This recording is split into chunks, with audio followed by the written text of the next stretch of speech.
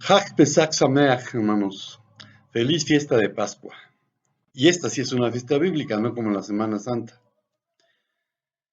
Les voy a invitar a que busquen el Salmo 146. Salmo 146. Y la palabra del Señor dice: Aleluya, oh alma mía, alaba al Señor. Alabaré al Señor mientras yo viva. Cantaré alabanzas a mi Dios mientras yo exista. No confiéis en príncipes, ni en hijo de hombre, en quien no hay salvación. Su espíritu exhala, él vuelve a la tierra. En ese mismo día perecen sus pensamientos. Bienaventurado aquel cuya ayuda es el Dios de Jacob, cuya esperanza está en el Señor su Dios, que hizo los cielos y la tierra, el mar y todo lo que en ellos hay, que guarda la verdad para siempre, y que hace justicia a los oprimidos y da pan a los hambrientos.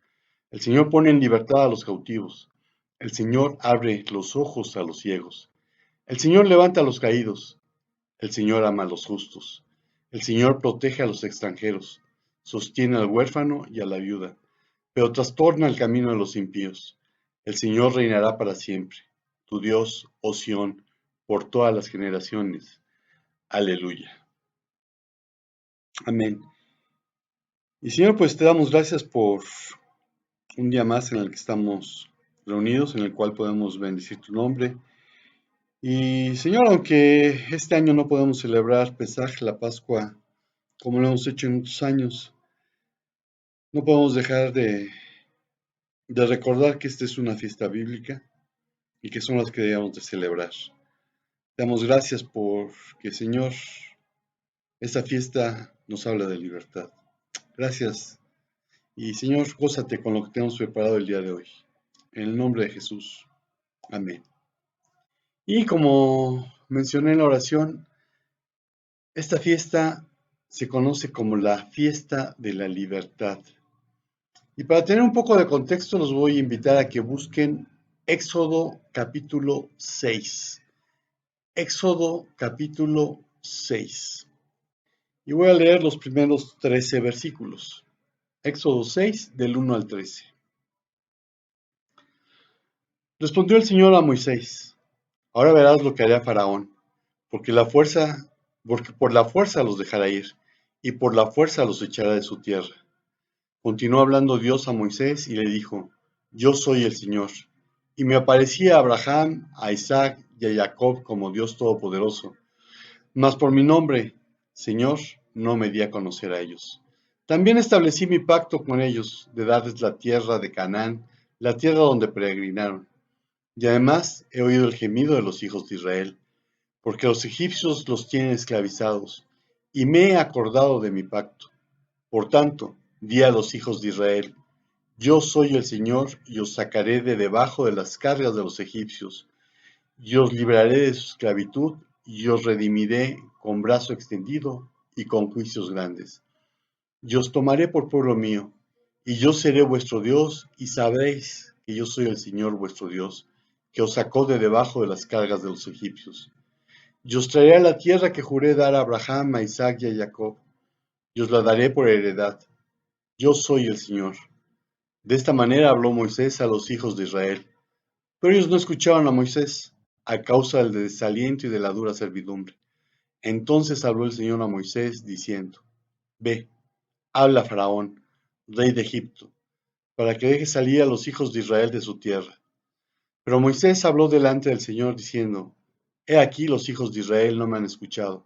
¿Cómo pues me escuchará Faraón, siendo yo torpe de palabra? Entonces el Señor habló a Moisés y a Aarón, y les dio órdenes para los hijos de Israel y para Faraón, rey de Egipto, a fin de sacar a los hijos de Israel de la tierra de Egipto. Amén.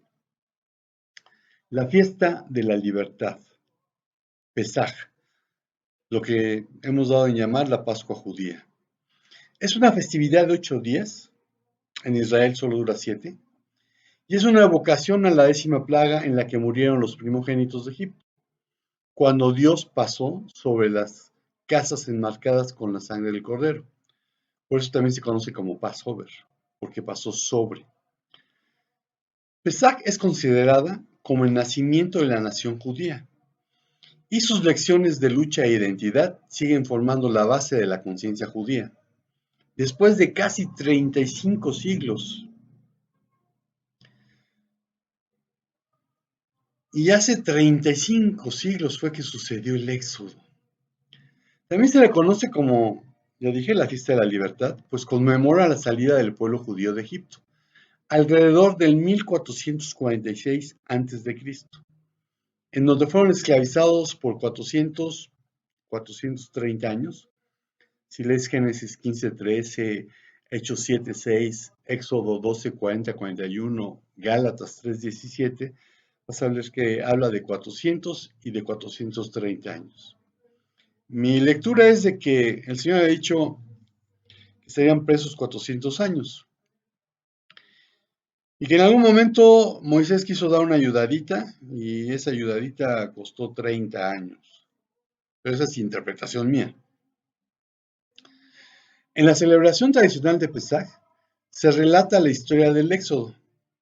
Se enumeran las 10 plagas y se comen los símbolos de la esclavitud y de la libertad, tal y como se registra en la Hagadá. Hagadá viene del verbo lehagit, que significa relatar, poniendo atención en los detalles.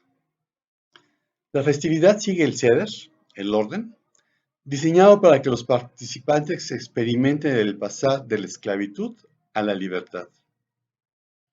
En la Hagadá el número 4 es un tema recurrente. 4 preguntas, 4 hijos, 4 copas de vino, mínimo de 98 mililitros, debiendo beberse la copa de vino en su totalidad. Y la ley judía define el acto de beber como tragar 2 veces, sin pausa. Si alguien tiene problema con beber vino, puede utilizar jugo de uva. Sin embargo, debe agregar un poco de vino para que el alcohol se detecte.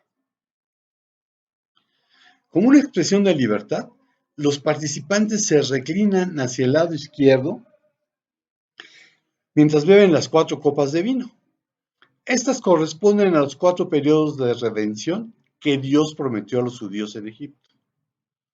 Yo los sacaré, los rescataré, los redimiré y los tomaré. Éxodo 6, versículos 6 al 7. Por tanto, di a los hijos de Israel, yo soy el Señor y os sacaré de debajo de las cargas de los egipcios y os libraré de su esclavitud y os redimiré con brazo extendido y con juicios grandes y os tomaré por pueblo mío y yo seré vuestro Dios y sabréis que yo soy el Señor vuestro Dios que os sacó de debajo de las cargas de los egipcios.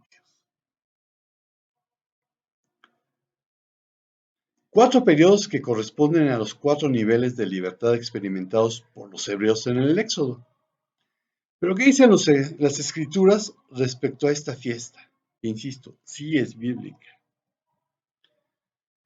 Bueno, nos habla de que fueron liberados divinamente. Liberados divinamente. Éxodo 5, versículos del 6 al 9. Y aquel mismo día Faraón ordenó a los supervisores del pueblo y a sus caporales diciendo, no continuéis dando paja al pueblo para fabricar adobes como en días atrás. Que ellos vayan y recojan la paja por sí mismos. Y les exigiré la misma cantidad de adobes que hacían en días atrás. Y no la rebajaréis, porque son perezosos. Por eso claman diciendo, deseamos ir a hacer sacrificios para nuestro Dios. Agrávese la labor a esa gente y que se ocupen en ella, y no atiendan a palabras mentirosas. Cuando Dios envió a Moisés y a Aarón por primera vez, su esfuerzo fue un rotundo fracaso. Faraón no solo se negó a su pedido, sino que llegó a la conclusión de que los hebreos tenían demasiado tiempo libre y por eso se les ocurrían esas locas ideas. Como resultado, intensificó la esclavitud. Egipto ya no les proveería la paja, pero los israelitas deberían producir la misma cantidad de ladrillos. Obvio, la moral del pueblo se fue por los suelos y ya no aceptaban las palabras de Moisés. Lo único que querían era que los dejaran seguir como antes.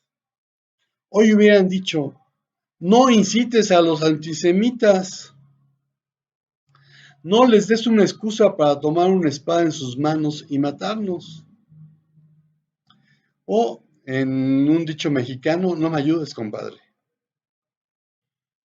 Aún Moisés se quejó.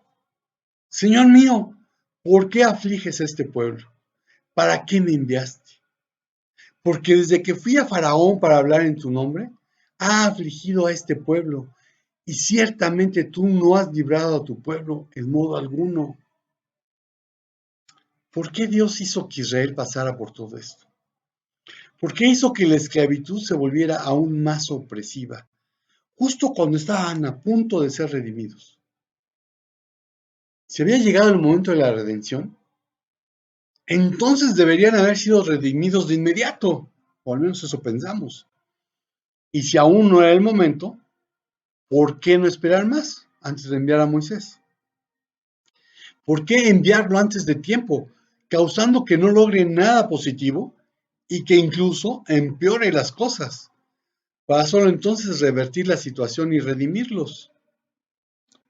Un comentarista judío del siglo XIX, Rav Sadok Hakohen Rabinovich, de Lublin, eso está en Polonia hoy en día, explicó que Dios hizo más opresiva que nunca la esclavitud, algo completamente desesperanzador, y solo entonces dio un giro a las cosas para salvar al pueblo.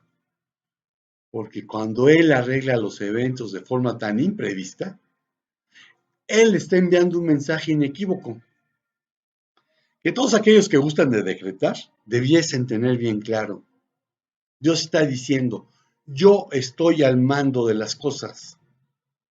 Esta es mi obra y tus esfuerzos son en realidad completamente irrelevantes, tanto si son a favor como si son en contra de lo que yo deseo. Faraón y Moisés son la muestra de ello, uno esforzándose en contra y el otro a favor de la libertad.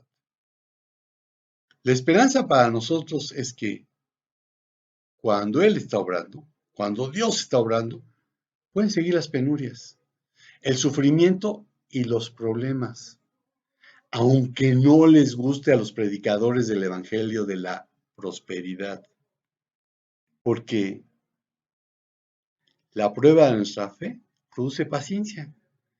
Y el bien de esta es que seamos perfectos y cabales sin que nos falte cosa alguna. Eso escribió Santiago en su epístola en el capítulo 1, versículo 4. Así que confía en que Dios actúa en el mejor momento. Otra cosa que podemos ver es liberados físicamente. Éxodo 12, 29 al 41. Y aconteció que a medianoche el Señor hirió a todo primogénito en la tierra de Egipto, desde el primogénito de Faraón que se sentaba en su trono, hasta el primogénito del cautivo que estaba en la cárcel, y todo primogénito del ganado. Y por la noche se levantó Faraón con todos sus siervos y todos los egipcios, y hubo en Egipto un gran clamor, pues no hubo casa donde no hubiera un muerto. E hizo llamar a Moisés y a Aarón de noche y dijo, levantaos, salid de en medio de mi pueblo, tanto vosotros como los hijos de Israel. Marchaos, servid al Señor según vuestra palabra. Tomad vuestras ovejas y vuestras vacadas, como habéis hablado, y marchaos y bendecidme también a mí. Y Egipto presionaba al pueblo para expulsarlo rápidamente del país, pues decían, todos nosotros moriremos. Entonces el pueblo cargó su masa sobre sus hombros antes que leudara, envolviendo sus artesas en sus mantas. Y los hijos de Israel hicieron conforme la palabra de Moisés, y pidieron a los egipcios utensilios de plata, utensilios de oro y vestidos. Y el Señor dio gracia al pueblo ante los egipcios, los cuales les dieron lo que pidieron. Así despojaron a los egipcios. Partieron, pues, los hijos de Israel de Ramesés para Sucot, unos 600,000 hombres de a pie, sin contar los pequeños. También subió con ellos una gran multitud, así como ovejas y vacadas, un ganado muy abundante. Y de la masa que habían sacado de Egipto, cocieron tortas sin levadura, pues no había leudado, por cuanto habían sido echados de Egipto, y no pudieron demorarse, ni tampoco habían preparado provisión para sí mismos. El peregrinaje de los hijos de Israel, que habitaron en Egipto, fue de 430 años, y transcurridos 430 años, en aquel mismo día, todos los escuadrones del Señor salieron de la tierra de Egipto. Dios señaló que la noche en que iban a salir de Egipto, cada familia matara un cordero, o que 2 o 3 familias, si eran pequeñas, debían matar un cordero en conjunto. Dicho cordero tenía que comerse como él indicó. Además, la sangre debía rociarse en el dintel y en los postes para señalar las casas de los hebreos y distinguirlas de las de los egipcios.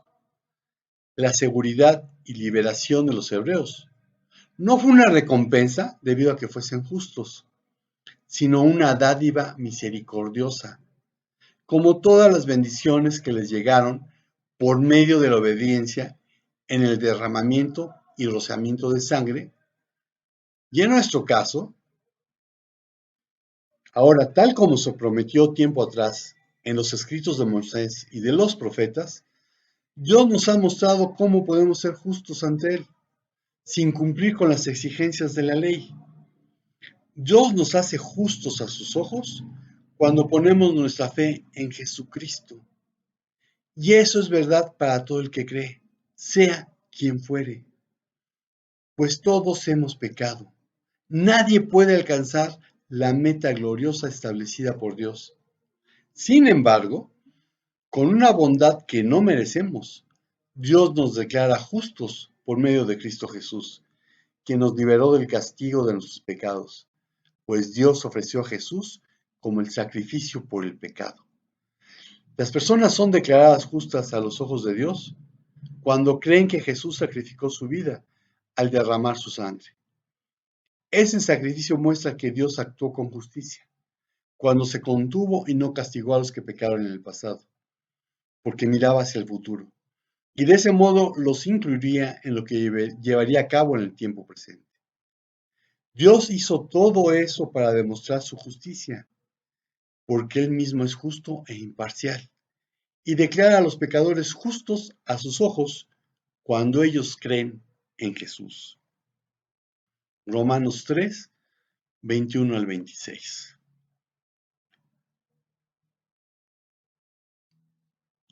Perdón. El espanto de los egipcios consiguió el favor y la rápida partida de Israel. Además, el Señor cuidó que les fuera pagado el trabajo realizado como esclavos, y como si fuera poco, la gente les proveyó para el viaje, en cumplimiento a la promesa que habían recibido Abraham. Y Dios dijo a Abraham: ten por cierto que tus descendientes serán extranjeros en una tierra que no es suya, donde serán esclavizados y oprimidos 400 años. Mas yo también juzgaré a la nación a la cual servirán, y después saldrán de allí con grandes riquezas. Génesis 15, versículos del 13 al 14. Faraón, a quien se consideraba un dios, humillado, pidió a Moisés y a Aarón que lo bendijeran. Quería estar bajo la bendición del Señor y no bajo la maldición de sus plagas. Esa fue una noche dramática e inolvidable, no solo para Israel, sino también para nosotros, que hemos sido rescatados del mundo, del que Egipto es un símbolo. Confía en que Dios tiene mucho más para ti. Sal de Egipto. Algo más que encontramos es liberados emocionalmente. Éxodo 14, 10 al 14. Éxodo 14, 10 al 14. Estaba ya cerca Faraón cuando los hijos de Israel alzaron sus ojos. Y he aquí los egipcios venían en su persecución. Entonces los hijos de Israel temieron en gran manera y clamaron al Señor y dijeron a Moisés: por no haber sepulcros en Egipto, ¿nos tomaste para morir en el desierto? ¿Qué es esto que nos has hecho al sacarnos de Egipto? ¿No es esta la advertencia que te hicimos en Egipto, diciendo: renuncia a nosotros para que sirvamos a los egipcios? Pues mejor es para nosotros servir a los egipcios que morir en el desierto. Moisés respondió al pueblo: no temáis, estad firmes y ved la salvación del Señor, que Él hace hoy por vosotros, porque los egipcios que visteis hoy, no los volveréis a ver nunca más. El Señor luchará por vosotros, y vosotros quedaos quietos. En el primer día de viaje, Israel llegó a Sucot, un lugar todavía dentro del territorio de Egipto. En el segundo, a Etam, que probablemente era una fortaleza egipcia situada en la frontera, al este de Sucot.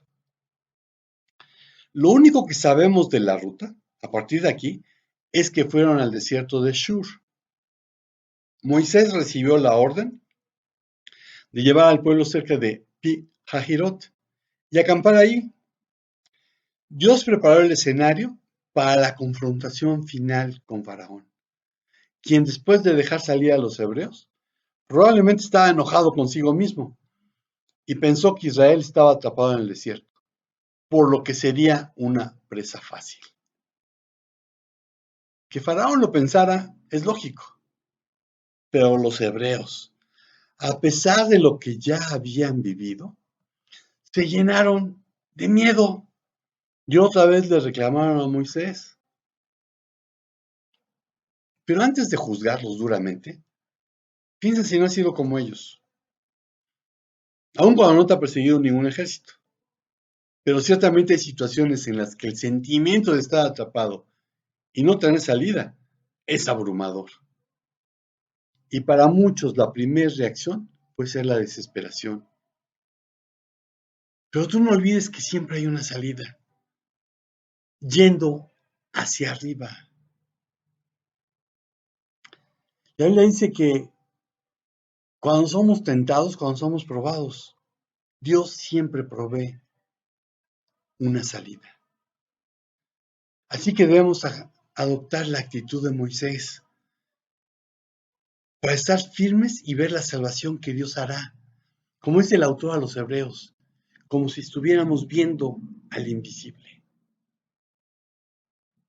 Confía en Dios, no en tus emociones o sentimientos. Y la conclusión es liberados espiritualmente. Liberados espiritualmente. Éxodo 14, del 15 al 31. Éxodo 14, del 15 al 31.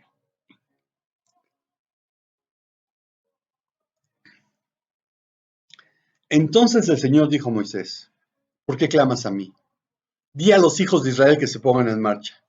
Y tú, alza la vara, extiende la mano sobre el mar y divídelo, y entren los hijos de Israel en medio del mar por lo seco. Y yo, por mi parte, endureceré el corazón de los egipcios para que entren tras ellos. Y seré glorificado en Faraón y en todo su ejército, en su carro y en sus jinetes. Y cuando sea glorificado en Faraón y en sus carros y en sus jinetes, los egipcios sabrán que yo soy el Señor. Entonces el ángel de Dios, que marchaba delante del campamento de Israel, se puso detrás de ellos.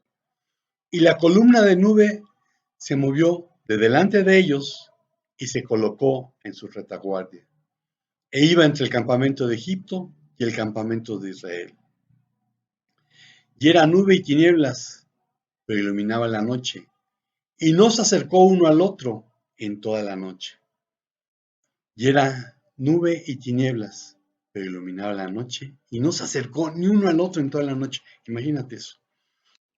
Perdón. Y Moisés extendió su mano hacia el mar. Y el Señor hizo que el mar se retirara por medio de un recio viento oriental toda la noche. Y las aguas fueron divididas. Y el mar llegó a ser un sequedal. Entonces los hijos de Israel entraron por el medio del mar, sobre lo seco, y las aguas les fueron como muro a su derecha y a su izquierda. Los egipcios reanudaron la persecución, y toda la caballería de Faraón y sus carros y sus jinetes entraron tras ellos en medio del mar. Aquí hago un paréntesis. Cuando esto lo ves escrito en hebreo, es bien interesante porque se ven los muros. Eso me emociona. Pero en la vigilia del alba, aconteció que el Señor miró desde la columna de fuego y desde la nube al campamento de los egipcios, y perturbó el campamento de los egipcios, torciendo las ruedas de sus carros, y las conducían con dificultad. Por lo que los egipcios dijeron: huyamos delante de Israel, porque el Señor pelea por ellos contra los egipcios. Entonces el Señor dijo a Moisés: extiende tu mano sobre el mar, y vuélvanse las aguas sobre los egipcios, sobre sus carros y sobre sus jinetes. Y Moisés extendió su mano sobre el mar, y al amanecer el mar se volvió a su impetuosidad, y los egipcios, al huir, chocaban contra él. Así trastornó el Señor a los egipcios en medio del mar. Las aguas se devolvieron y cubrieron los carros, los jinetes y todo el ejército de Faraón que había entrado tras ellos en el mar. No quedó ni uno de ellos. Sin embargo, los hijos de Israel anduvieron por lo seco en medio del mar, y las aguas les fueron por muro a su derecha y a su izquierda. Así salvó el Señor aquel día a Israel de mano de los egipcios. E Israel vio a los egipcios muertos a la orilla del mar. E Israel vio el gran poder que el Señor había ejercido contra los egipcios. Y el pueblo temió al Señor, y creyeron en el Señor y en Moisés su siervo. Desde todos los puntos de vista, demográficamente, sociológicamente, culturalmente, etc., era imposible que el pueblo hebreo hubiese sobrevivido en Egipto. Cuando los hicsos fueron arrojados de Egipto, y recordemos aquí, los hicsos fueron faraones de la 15ª dinastía que gobernó desde el año 1730 a.C. hasta el 1560 a.C. Los hebreos vivieron bien cuando estaban los hicsos. Cuando fueron expulsados, eran una minoría que no tenían ningún derecho ni estatus social. En el mejor de los casos, deberían haber desaparecido lentamente, siendo absorbidos tanto física como culturalmente por la nación egipcia. Sin embargo, como atestigua la Torá, el Pentateuco, no solo mantuvieron su identidad, sino que prosperaron y se multiplicaron. La existencia de Israel hoy en día es absolutamente milagrosa. Israel existe gracias a la mano de Dios. El Éxodo es un recordatorio. A lo largo de miles de años de historia, Dios ha tenido cuidado y ha dado cumplimiento a sus promesas. En esta fiesta los judíos cantan un estribillo titulado Dayenu, en el que se enumera lo que pareciera ser una cuenta detallada de todo lo que Dios hizo para sacar al pueblo de Egipto. Dayenu significa: hubiese sido suficiente si eso hubiese sido todo lo que Dios hizo por nosotros. La experiencia en Egipto estaba predestinada, no solo a la esclavitud, sino también la redención que le seguiría. De igual manera, la redención que Yeshua, que Jesús de Nazaret, proveyó con su muerte y resurrección, era parte del plan perfecto de Dios. Pesaj, la fiesta de la libertad, es una fiesta bíblica que los cristianos debiésemos celebrar a la luz de que Jesucristo nos sacó del mundo, nos rescató de la vana manera de vivir, esa que heredamos de nuestros padres conforme a 1 de Pedro 1:18, caracterizada por la práctica del pecado. Se debiese celebrar la libertad otorgada mediante la redención, ya que hemos sido redimidos por la sangre del Cordero de Dios, la sangre del nuevo pacto. Y por si fuera poco, nos tomó como su pueblo. A nosotros que no éramos pueblo, nos hizo una nación de reyes y sacerdotes, una nación santa. Y por si fuera poco, nos adoptó como sus hijos, haciéndonos coherederos con Cristo. Si quisiéramos resumir el Éxodo en una palabra, en una sola palabra, habrían muchos términos que probablemente se nos vendrían a la mente. Milagroso, espectacular, impresionante. Pero una palabra que muy difícilmente se nos ocurriría es inesperado. Como lo es que Cristo vino al mundo para salvar a los pecadores. Y hubiese sido suficiente si eso hubiese sido todo lo que hubiera hecho por nosotros. Pero hizo mucho más, lo que hubiera dado un sentido de completud. Y esa actitud es la que describe ese estribillo de Dayenu. Pues no es una simple afirmación intelectual. Para la libertad nos libertó Cristo. Estad, pues, firmes, y no estéis otra vez sujetos al yugo de esclavitud. Gálatas 5:1. Si tú sigues practicando el pecado, es tiempo de que salgas de Egipto. Y si tú ya has sido libertado, vive como alguien que es libre. No como alguien que sigue recordando a sus antepasados que fueron esclavizados y hoy sigue reclamando por una libertad que le fue dada hace muchos años. Y concluyo diciendo, confía en Dios y celebra la fiesta de la libertad. Amén. Y termino con una oración. Señor y Dios Padre nuestro, te doy gracias por esa libertad, por esa libertad del pecado, por esa libertad de la muerte y del diablo. Te doy gracias, Señor, porque sean cuales sean los acontecimientos, tú ya has triunfado y nos llevas de triunfo en triunfo. Tú nos has invitado a participar en ese desfile triunfal, en el cual vamos junto contigo, viendo al enemigo que ha sido derrotado, que ha sido exhibido públicamente en la cruz. Te damos gracias por ello. Y Señor, te pido por aquellos que aún no conocen esta libertad, que ellos puedan conocer a Jesús como su único y suficiente Salvador, como su libertador. Que los libra de supersticiones, que los libra de ritos religiosos que a nada conllevan, que los libra de estar adorando a imágenes, de estar venerando a quien no es Dios, de gozar de la salvación, de disfrutar el haber sido redimidos por la sangre del Cordero, de saber que fuiste a preparar un lugar para que donde tú estás, nosotros también estemos, de estar confiado en que tú has de venir por tu pueblo, que tú vienes pronto, aunque para nosotros eso parezca que toma mucho tiempo, pero que cuando tú vengas podremos disfrutar al 100% de todo lo que tú has hecho por nosotros y gozaremos por siempre en la eternidad a tu lado.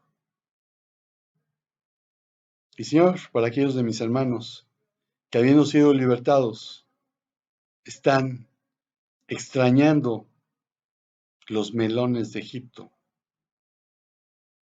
muéstrales que tú tienes mucho más y que es hora de que tomen en serio la libertad que tú nos has dado. Porque no solamente nos llamaste a ser libres, nos llamaste a llevar esa libertad hasta lo último de la tierra. Gracias, en el nombre de Jesús. En el nombre de Yeshua HaMashiach Melech Olam. En el nombre de Jesús el Mesías, Rey del universo, de la eternidad. Amén. Hermanos, estamos despedidos. Nos vemos el próximo domingo, si el Señor no dice otra cosa. Y ya sabes, cuídate, sana distancia, lávate las manos, usa el gel y evita las aglomeraciones. Shalom, shalom.